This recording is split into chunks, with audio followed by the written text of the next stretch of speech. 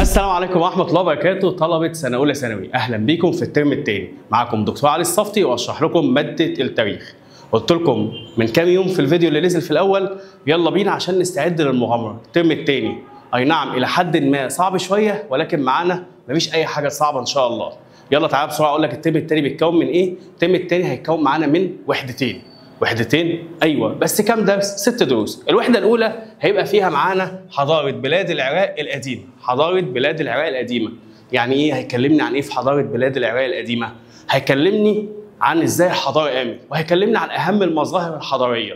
نفس الكلام هيعمله مع حضاره بلاد فينيقيا، وهو برضه هيكلمني على مظاهر الحضاره في فينيقيا. تمام؟ وكده خلصنا الوحده الاولى. نخش على الوحده الثانيه اللي هيكلمني فيها على حضارة بلاد اليونان دي، وهيكون فيها مكونة من 4 دروس. الدرس الأول هيكلمني فيه عن الحضارة اليونانية الإغريقية رائدة الفكر والثقافة، وبرضه هيكلمني على المظاهر الحضارة فيها، وبعد كده هينقلنا على مصر تحت حكم البطالمة وإيه اللي حصل والوضع في مصر كان عامل إزاي، عشان بعده على طول نقوم رايحين على الحضارة الرومانية ثم مصر تحت حكم الرومان. دول باختصار ال6 دروس اللي احنا هندرسهم. ان شاء الله هندرسهم معايا، وان شاء الله هيكون في فيديوهات مراجعه، وانا دايما معاك مش عايزك تقلق من اي حاجه. يلا بينا على طول نخش على الدرس الاول في الوحده الاولى اللي بعنوان حضاره بلاد العراق القديم. يلا بينا بقى نخش على الدرس الاول اللي بعنوان حضاره بلاد العراق القديمه. حضاره بلاد العراق، ايوه، الحضاره دي كان بيطلق عليها حضاره ما بين او بلاد ما بين النهرين. بلاد ما بين النهرين. طب هي ليه بلاد ما بين النهرين؟ لو جينا نبص مع بعض هنا على الخريطة هنلاقي إن كان في هنا نهر الفرات، نهر الفرات وهنا نهر دجلة. يبقى عشان كده سميت حضارة بلاد ما بين النهرين، اللي هي إيه؟ اللي هي نهرين الفرات ودجلة. يعني العراق فين؟ العراق بتقع في النص ده، في الحتة دي ما بين نهرين الفرات ودجله. طيب انا عندي حضاره وعندي ارض بتقع ما بين نهرين، التربه هتبقى عامله ازاي؟ بالظبط هتبقى تربه خصبه. طب التربه الخصبه دي تعمل ايه؟ هتصلح للزراعه. طب الزراعه هتعمل ايه يعني؟ هتؤدي للاستقرار. الاستقرار يعمل حضاره، بالظبط زيها زي الحضاره المصريه القديمه. كان عندنا نهر نيل فعمل تربه خصبه فعملت استقرار، ثم الحضاره قامت. هنا عندهم نهرين، مش نهر واحد بس، نهر الفرات ونهر دجله. فكل الاراضي اللي ما بين النهرين دي هتبقى اراضي خصبه، وعشان في اراضي خصبه هتقوم الزراعه، وعشان قامت الزراعه لازم الناس تستقر وتقعد وتبني بيوت فتعمل حضاره. فمن هنا قامت حضاره بلاد العراق القديمه. يبقى لو جه يقول لي هو ايه اللي كان بيميز حضاره بلاد العراق القديمه؟ هقول له وجود الانهار. مش ده مميز عشان عملت التربه؟ طب ايه اللي بيميزها تاني؟ لو جينا بصينا هنا هنلاقي ان النهرين دول بيصبوا عندهم خليج عربي، وعندهم جنبهم هنا بحر متوسط، وعندهم بحر احمر، وفوق هنا بحر الروم. ايه ده؟ يعني ايه كل البحار دي اللي بتطل عليها؟ يعني ممكن تكون موقعها متميز جدا، تقدر تعمل تجاره مع الناس دي. يبقى بلاد العراق من اهم اللي تميزت فيه حاجتين: وجود الانهار زي نهرين دجله والفرات، والموقع المتميز. ده اللي انا محتاج اعرفه في تقديمه، او ايه يعني ايه كلمه بلاد ما بين النهرين. طيب الحضاره العراقيه دي عشان تقوم حصل ايه؟ الحضاره دي عشان تقوم قامت عليها او بداخلها 5 حضارات. قامت بداخلها 5 حضارات. ايه هم بقى ال5 حضارات اللي قامت بداخل بلاد العراق؟ اول حاجه اسمها الدويلات السومريه. ركز معايا، الدويلات السومريه. هي ليه الدويلات السومريه؟ ليه؟ هقول لك دلوقتي.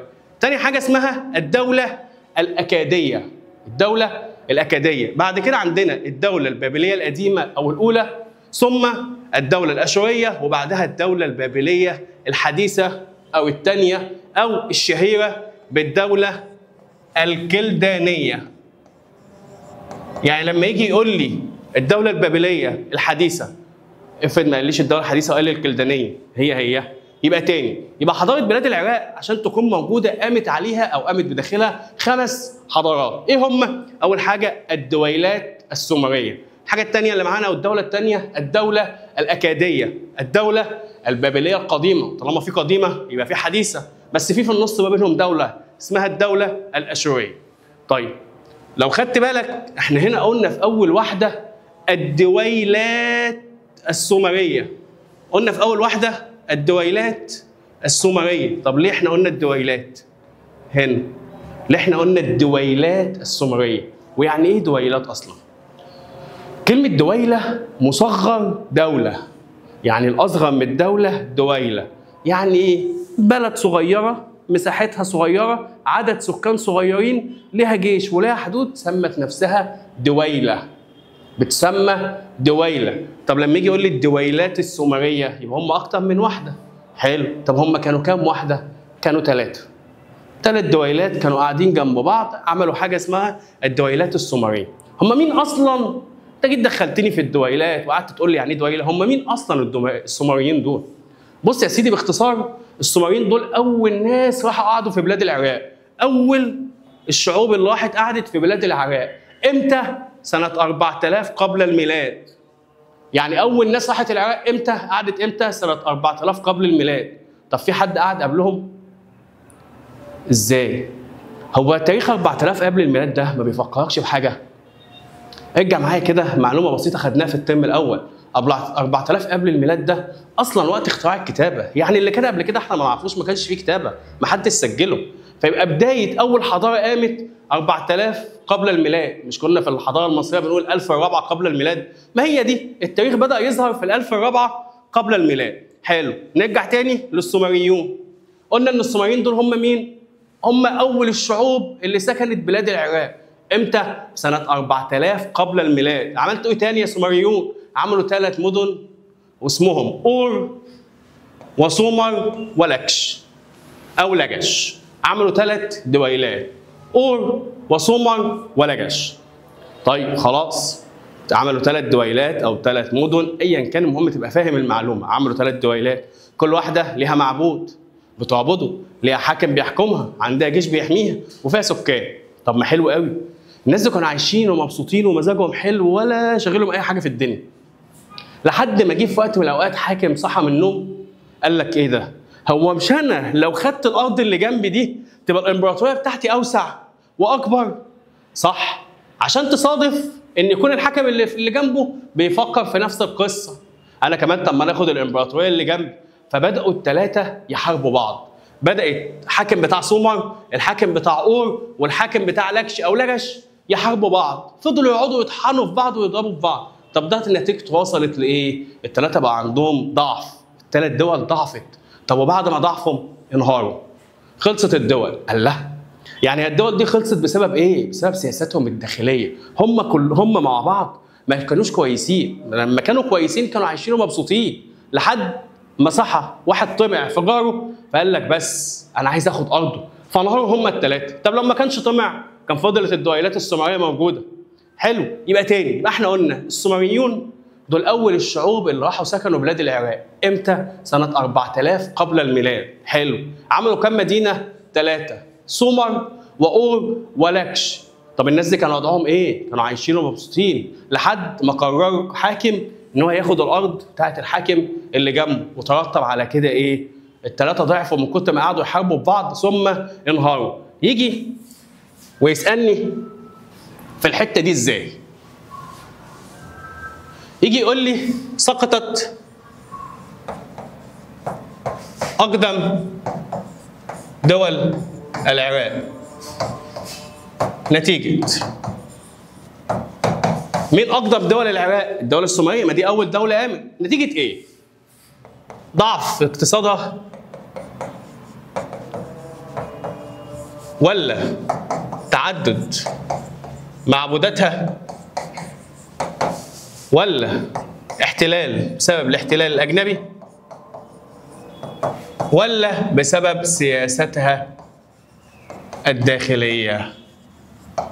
تبقى الاجابه ايه؟ هي ليه الدوله دي ضعفت ووقعت؟ قلنا بالظبط بسبب سياستها الداخليه، لانهم هم حاربوا بعض، ونتيجه حربهم مع بعض البلد كلها وقعت. خلاص. وقت ما كانوا السومريين بيحكموا وكانوا قاعدين يحاربوا بعض ويضربوا بعض، في ناس غلابه جم من شبه الجزيره العربيه وقعدوا في وسط العراق. طب هم راحوا قعدوا في وسط العراق ليه؟ رايحين يشوفوا اكل عيشهم.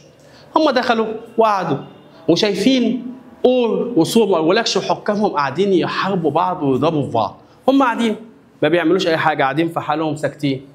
وفضلوا شايفينهم بيضربوا اكابر البلد، ما لناش فيه، احنا جايين ناكل عيش هنا.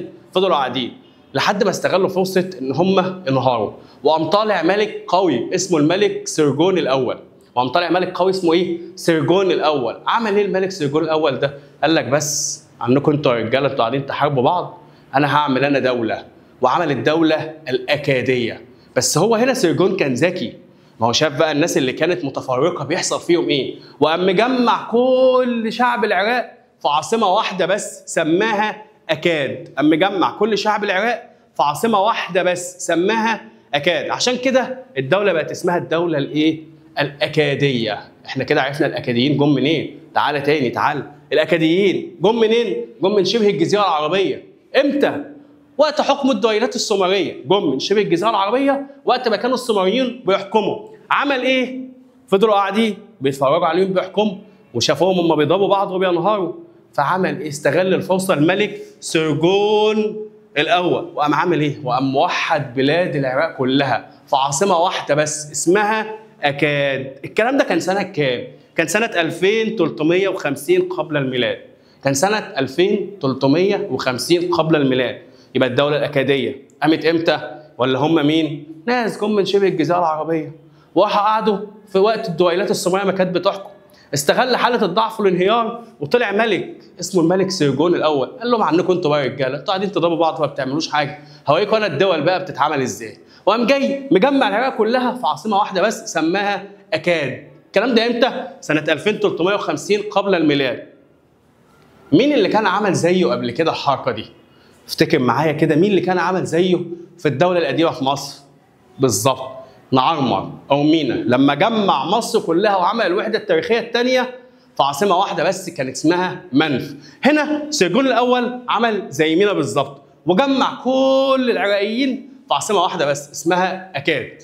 طب بعد سرجون ايه اللي حصل في الدوله؟ خلاص ما سرجون مش عايش طول العمر، لازم الراجل هيموت برضه. بعد وفاه سرجون جه في الدوله الاكاديه 4 حكام اقوياء، ثم بدات بقى يجي حكام ضعاف عشان تنهار الدوله. راحت الدوله الاكاديه. يبقى الدوله الاكاديه انهارت ازاي؟ بعد ما سرجون مات جم 4 حكام اقوياء حكموا، من بعد القوي ده جه حاكم ضعيف فانهارت الدوله كلها. خلاص اتجوزت كده الدوله دي راحت. بعد ما الدوله الاكاديه قعدت تحكم، واللي خلاها تستمر في الحكم فتره طويله ان هم كان عندهم ذكاء سياسي. اول ما جه سرجون شاف ان التفرقه شيء وحش، وشاف ان الوحده قوه. ده بناء على ايه؟ بناء على انه شاف الناس اللي كانت بتحارب، فبقى عنده ذكاء سياسي او نضوج سياسي. فالدوله الاكاديه لما يجي يسالني يقول لي هي الدوله دي فضلت مستمره بسبب ايه؟ بسبب النضوج السياسي. الدوله دي قامت على ايه؟ على النضوج السياسي، لانه شاف اللي بيتفرقوا بيحصل فيهم ايه. بعد ما الدوله الاكاديه دي انهارت جم شويه ممالك كده ضعيفه حكمت. الممالك دي اهملت دول العراق. خلاص كان كل شويه يجي حاكم يعمل دوله ويحكم يعني ما بيقعدوش وقت ما لهمش اي 30 لازمه، ولكن كانت نتيجتها ان في بعض دول العراق اهملت تماما وبقت ايه؟ خرابه. من ضمن الدول اللي انهارت دي الدوله البابليه، او من ضمن المدن اللي اهملت مدينه بابل. طب تعالى بقى حط نفسك كده مكان الناس اللي قاعدين في بابل دول. ناس قاعدين كل شويه يجي واحد يحكم العراق ويبوظها، كل شويه يجي واحد يحكم ويبوظها، واحنا اللي شايلين الزفت كله وبلدنا بتتدمر.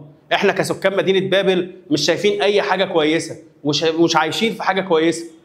هنعمل ايه؟ قال لهم بس عنكم انتوا بقى رجاله، سواء انت ولا انت. وقام جايين اهل بابل طلعوا خدوا كل مدن العراق عشان يعلنوا عن الدوله البابليه الاولى. يبقى مين اللي اعلن الدوله البابليه الاولى؟ سكان مدينه بابل طلعوا خدوا كل مدن العراق واعلنوا عن الدوله البابليه الاولى بقياده مين؟ ملك اسمه حامورابي. بقياده الملك حامورابي. الكلام ده كان سنه كام؟ 1880 قبل الميلاد. تاني يبقى الدوله البابليه جم سكان بابل قال لك وسع يا ابني انت وهو، محدش عارف يحكم العراق، احنا اللي هنحكمه طالما احنا اللي بلدنا بتبوظ وبتخرب. وبالفعل استطاعوا ان هم يسيطروا على كل مدن العراق، سيطروا على كل مدن العراق وعملوا دولتهم. اشهر ملك عندهم كان الملك حامورابي. حامورابي ده كان ملك شديد.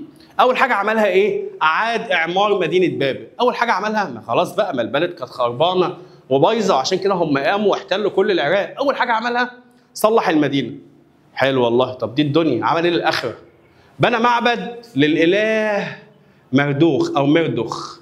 بنى معبد للاله مردخ او مردوخ. قلت لكم ان كان حمورابي حاكم قوي، واهل بابل دايما بيعملوا ثورات، فعمل ايه؟ حفظ النظام والامن في البلاد. يبقى حمورابي عمل في البدايه خالص اول حاجه اعاد اعمار المدينه، البلد اللي كانت باظت وخربت عمرها من اول وجديد، ودي الدنيا. كان راجل ذكي عايز يشوف اخرته، قام عامل ايه؟ قام بنى معبد للاله مردخ او مردوخ. الحاجه الثالثه حفظ الامن والاستقرار، عشان هو كان حاكم قوي، عمل جيش قوي واستطاع ان يمد حدود دولته لحد البحر المتوسط. طلع وخد كل الاراضي اللي جنب البحر المتوسط. البحر المتوسط يعني وصل للشام، ايوه خد الشام معاه اصلا. يبقى حمورابي اول حاجه عملها انه اعاد اعمار مدينه بابل. النقطه الثانيه انه بنى معبد للاله مردخ، وبعد كده حفظ الامن والنظام، وبعد كده مد حدود دولته لحد البحر المتوسط. هي يا عم حمورابي اعماله وقفت لغايه كده؟ لا، اعمال حمورابي ما وقفتش. حمورابي كان حاكم زي ما قلت لكم قوي وشديد، فعمل له شويه قوانين يحكم بيها البلد. ما اصل كان سكان بابل دول ناس بتوع ثورات، لازم ينضغط عليهم. فما عمل لهم ايه؟ عمل لهم حمورابي شويه قوانين كده وصلت ل 282 قانون. كم؟ 282 قانون. المفروض ان انا اعرفهم كلهم؟ لا، احنا هنحفظ منهم 5 6 بس. طب احنا اصلا شفنا القوانين دي فين؟ يعني القوانين دي عم حمورابي انت جبتها لنا منين؟ بيقول لك القوانين دي لقوها على لوحه على حجر صلب. كانت مكتوبه على حجر صلب، من فوق صورة للملك حمورابي وهو بيتلقى القوانين من إله العدل والحكمة. صورة للملك حمورابي وبيتلقى القوانين من إله العدل والحكمة. كان اسمه إله العدل والحكمة شمش، مش ماعد. إله العدل والحكمة كان اسمه شمش. احنا في حضارة بلاد العراق. تاني، يبقى حمورابي عمل 282 قانون. عرفناهم منين؟ عن طريق ان هم منقوشين على حجر صلب، من فوق صورة حمورابي هو بيتلقى القوانين من إله العدل والحكمة وكان اسمه شمس. طب هو ليه حط صورة بيتلقى القوانين؟ كان راجل ذكي حمورابي، عارف إن العراق شعب متدين، عارف إن العراق شعب متدين، فقال لك بس ده أنا واخد القوانين دي من إله، هتعترضوا إزاي؟ طب القوانين دي بقى كانت بتقول إيه؟ بص بقى يا سيدي، حمورابي ما كانش بيهزر. أي حد بيغلط مصيره القتل. طب ايه هي القوانين؟ كان بيعاقب بالقتل كل من يشهد زور في قضيه جنائيه. اي حد بيشهد زور هوب على طول اقتله. يخطف الاطفال، يعني لو انت شهدت زور في القضيه هتتقتل. طب لو خطفت طفل هتتقتل. طب لو سرقت برضه معروف هتتقتل. وعمل ايه؟ من يضرب اباه. يا ريت والله في زي حمورابي يطبق قانون زي ده، اللي بيضرب ابوه يتقتل. وبعدين من يجري عمليه جراحيه تؤدي الى وفاه المريض. النقطه دي مهمه قوي. طب هو منين هيعرف ان المريض ده مات نتيجه خطأ الدكتور مش قضاء وقدر؟ ها، شغل دماغك معايا. هيعرف منين ان المريض اللي مات ده مات نتيجه خطأ من الدكتور مش قضاء وقدر؟ اجابه بسيطه، ان هم كانوا متقدمين في علم الطب وعندهم معرفه بالتشريح. بالظبط، هم كانوا متقدمين في الطب وعندهم معرفه بالتشريح، فعشان كده هيقدر يحدد اذا كان المريض ده مات قضاء وقدر يبقى عمره، طب مات بسبب خطأ الدكتور يقتلوا الدكتور. النقطه الاخيره، من بنى بيتا ثم انهار فمات شخص يقيم فيه. يعني هو هنا واخد المهندسين وهنا الدكاتره. يعني المهندس اللي يبني بيت ومش هيتقي ربنا ويبني بيت ويقع اقتلوه. ولو الدكتور عمل عمليه والمريض مات اقتله. لو واحد سرق اقتله. لو واحد شهد زور في قضيه اقتله. لو واحد خطف طفل اقتله. ولو ضرب ابوه اقتله. وعلى فكره بقيه ال 280 قانون كلهم او معظمهم فيهم قتل. حلو حلو. طب مين بعد حمورابي؟ الدوله ما عادش لها وجود. بعد ما حمورابي مات ما عادش لها وجود بشكل كبير، والدوله دي انهارت عشان تقوم بعدها دوله اسمها الدوله الاشوريه. الدوله الاشوريه. الدوله الاشوريه دي قامت سنه كام؟ 1100 قبل الميلاد. احنا كل ده عايشين في قبل الميلاد. الدوله الاشوريه قامت سنه 1100 قبل الميلاد. هم مين الاشوريين دول اصلا؟ انت قلت لي تاريخ الدوله، ما قلتليش اصلا عرفناهم منين ولا جم منين. الاشوريين دول هاجروا من شبه الجزيره العربيه، جم من شبه الجزيره العربيه، راحوا قعدوا فين؟ في الاجزاء الشماليه من بلاد العراق. تاني، مين الاشوريين؟ ناس هاجرت من شبه الجزيره العربيه رايحين يشوفوا اكل عيشهم. راحوا قعدوا في العراق، بس قعدوا فين؟ في شمال العراق. كان عندهم عاصمه؟ كان عندهم 2. اول عاصمه واللي كانوا عايشين فيها اسمها اشور، عشان كده اسمهم الدوله الاشوريه. كانت العاصمه اللي كانوا قاعدين فيها اسمها ايه؟ اشور. طب والعاصمه الثانيه اسمها نينوى. اسمها ايه؟ نينوى. يبقى مين الاشوريين؟ دول ناس هاجروا من شبه الجزيره العربيه وعملوا ايه؟ قعدوا في الاجزاء الشماليه من بلاد العراق. كان عندهم عاصمه؟ كان عندهم 2.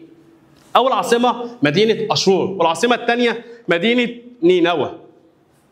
اشهر ملوك للدوله الاشوريه. عندنا اول ملك الملك سرجون الثاني. مين؟ سرجون الثاني، مش الاول. الاول ده بتاع دوله ثانيه، الدوله الاشوريه. الملك اللي كان فيها ايه؟ سرجون الثاني. طيب عمل ايه سرجون الثاني ده؟ اول حاجه بسم الله الرحمن الرحيم راح سيطر على مدينه بابل. لازم يروح يسيطر على بابل، مش هم اللي كانوا بيحكموا. بعدين ده كانش الناس بتوع بابل دول كانوا ناس ايه؟ ما بيريحوش كده، كل شويه يعملوا حاجات ومشاكل. اول حاجه عملها راح سيطر على مدينه بابل. طب عشان يسيطر عليها هيسيطر عليها بنفسه؟ لا طبعا، لازم يكون عنده جيش قوي. يبقى كون جيش قوي ثم راح سيطر على مدينه بابل. كون جيش قوي وراح سيطر على بابل. طب ما انا لسه الجيش عندي، وقام طالع مسيطر على الحدود اللي جنبه لغايه بلاد الشام. تاني، يبقى الملك سرجون الثاني ده كان ملك في الدوله الاشوريه. عمل ايه سرجون الثاني؟ اول حاجه عمل جيش قوي ثم راح سيطر على مدينه بابل، وقام واخد الجيش وقام محتل بلاد الشام كلها.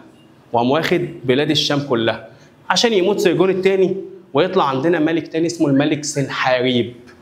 الملك سنحاريب. هي الاسامي دي مطلوبه مني كلها، ولازم اعرفها بالترتيب. طيب سنحاريب ده عمل ايه؟ اول حاجه عملها قام رايح مدمر مدينه بابل.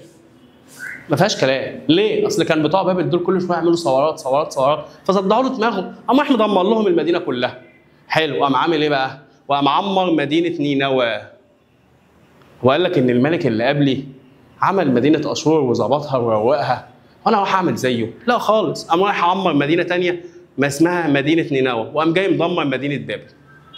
بس عشان الاشوريين دول كان ناس مفتريين، ما عندهمش حكمه ولا اداره ولا علم في ان هم ازاي يديروا بلد دولتهم انهارت. ليه؟ اولا كانوا ناس مفتريين، كان عندهم ظلم واستبداد.